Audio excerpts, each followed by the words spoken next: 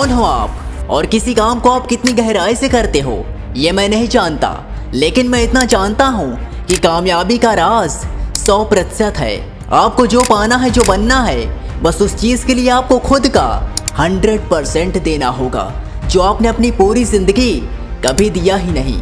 आप कभी काम करते हो, कभी नहीं करते, कभी आलस आती है, मूड नहीं है, तबीयत खराब है। तबीयत जब आप अपनी हेल्थ को अपना 100% नहीं दे पा रहे, तो आप अपने सपनों के लिए अपना 100% कैसे दे सकते हैं? How is it possible? 10 बजे उठना, सोशल मीडिया में घुसे रहना, कभी कुछ खा लेना, कहीं घूमने चले जाना, क्या आपके ये सारे कर्म आपको एक व्यक्तित्व बनाएंगे? Will it make you a personality? That's wrong. क्योंकि जब तक आप अपनी फिटनेस को लेकर जागरूक नहीं होंगे, अपनी हेल्थ के प्रति अवेयर नहीं होंगे, तब तक आप सेकेंड स्टेप में सही तरीके से परफॉर्म नहीं कर सकते। इसलिए पहला स्टेप है खुद को फिट रखना और अपनी हेल्थ के प्रति अवेयर होना। अगर आप ऐसा करते हैं और अपने काम में भी अपना 100% देते हैं और उसके बावजूद आप अपने लक्ष्य तक नहीं पहुंच पा रहे, तो ये कहानी आपके डाउट को क्लियर कर देगी। एक बार कुछ शिष्य अपने गुरु के साथ जंगल के रास्ते से होकर जा रहे थे। तभी उन्हें एक पेड़ के नीचे बहुत सारे गहरे गड्ढे दिखे। तब उन्होंने गुरु से पूछा, गुरुदेव, इस वृक्ष के नीचे इतने सारे गहरे गड्ढे किसने और क्यों खोदे? तब गुरु थोड़ा मुस्कुराए और कहा, आज से कुछ साल पहले मैं यहाँ एक वृक्ष के नीचे बैठा करता था। तभी एक दिन एक मनुष्य अपने कुछ साथियों के साथ मेरे पास आया और प्रणाम करने के बाद मुझसे पूछा, हे महात्मन, क्या आप हमें ये बता सकते हैं कि यहाँ किस स्थान पर खुदाई करने से हमें जल प्राप्त हो सकते हैं? तब मैंने उन्हें इस वृक्ष के नीचे खुदाई करने को कहा। उन्होंने मुझे प्रणाम किया और इस वृक्ष के नीचे अपने सभी साथियों के साथ खुदाई करने लग गए। वह कुछ गहराई तक गड्ढा खोदते, लेकिन जब उन्हें जल प्राप्त की कोई उम्मीद ना नजर आती, तब वो दूसरा गड्ढा खोदना शुरू कर देते और दूसरे में जब कोई उम्मीद ना नजर आती तो तीसरा शुरू कर देते। ऐसा करते करते उन्होंने 6-7 गड्ढे खोद लिए, लेकिन उन्हें पानी की एक भी बूंद नहीं प्राप्त हुई। अब वो सभी पूरी तरह थक चुके थे। वो गुस्से से लाल होकर मेरी तरफ आ रहे थे। क्रोध से भरा वो मनुष्य मुझे ढोंगी पाखंडी कहकर अपने सभी साथियों के साथ वापस जाने लगा।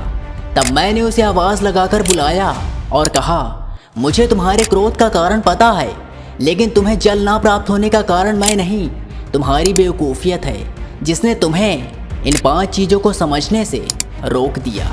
पहला, पेशेंस, धैर्य। तुम खुदाई तो कर रहे थे, लेकिन धैर्य ना होने के कारण तुम कुछ गहराई में जाकर खोदना बंद कर देते, क्योंकि तुमको ये लगता था कि यहाँ पर पानी पाने के लिए मुझे इसमें और गड्ढा खोदना होगा। इससे बेहतर है कि मैं दूसरा गड्ढा खोदूं। हो सकता है मुझे वहाँ जल्दी पानी मिल जाए। हमारी लाइफ में भी अक्सर ऐसा होता है कि कोई भी काम हम शुरू तो कर देते हैं, लेकिन धैर्य ना होने के कारण हम उसे छोड़ देते हैं और उस चीज़ को बुरा भला कहने लगते हैं, जो कि सरासर गलत है। इसलिए ज़रूरी है कि जो भी काम शुरू करो, धैर्य के साथ उसमें बने रहो, तभी आप अपने लक्ष्य तक पहुंच सकते हैं। दूसरा, जल्दबाजी बिल्कुल ना करें, क्योंकि सफलता को पाने में वक्त लगता है। उस मनुष्य ने जल को जल्दी पाने के लालच से अपनी कितनी ऊर्जा और समय बर्बाद किया। हम अक्सर ऐसा करते हैं, जल्दी सफल होने के लालच के कारण हम अपना समय बेकार और फालतू चीज़ों में बर्बाद कर देते हैं। तीसरा, ऊर्जा।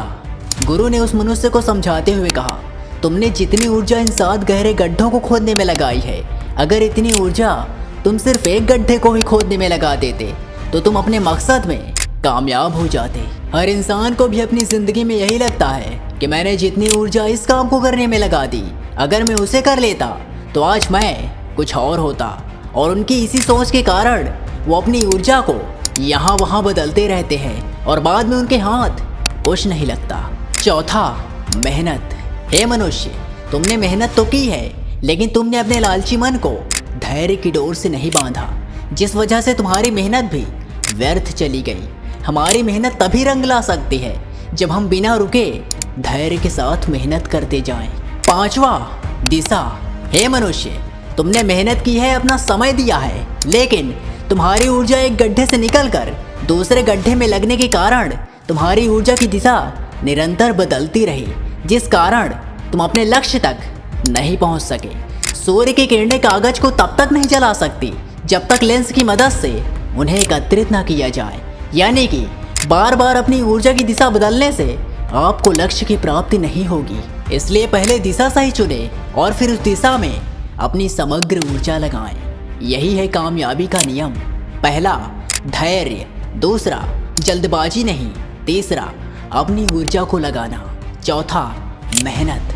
पांचवा, सही दिशा का चुनाव करना। इसी के साथ मैं राजीव विदा लेता हूँ आपसे। मिलेंगे फिर किसी जीवन को बदल देने वाली वीडियो के साथ। तब तक के लिए धन्यवाद।